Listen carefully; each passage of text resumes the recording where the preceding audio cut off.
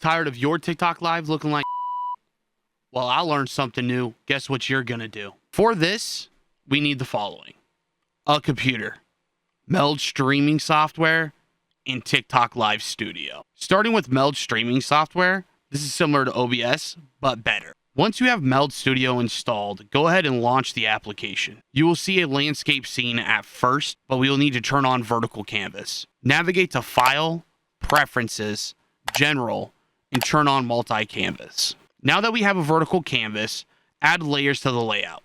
For me, I added a background, full screen gameplay, webcam, and a chat overlay. Apply a blur effect to the background layer and a circle mask to the webcam. Meld Studios has an AI tool built into it that will help you create assets for your stream for free. For the social rotator, I provided the platforms, channel names, and described what I wanted it to do, and the AI built it while adding it to the layout. Once the scene in Meld is completed, you need to turn on Meld's virtual camera. Go to File, Preferences, Virtual Camera, install it, select the output as portrait canvas. The last step in Meld is to activate the virtual camera.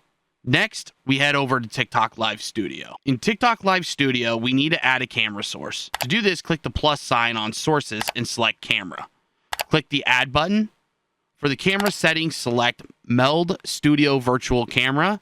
Don't forget to apply an adjustment of flip so the text is readable. Quick note here. You must have Meld running and virtual camera on for TikTok Live Studio to pick up the feed. If you don't, you will see this. Go to Meld, turn on the Meld virtual camera, and restart TikTok Live Studio. Now your stream doesn't look like If this guide helped you, give me a like. Don't forget to help keep the dream alive by subscribing for more. I'll catch you on the next one.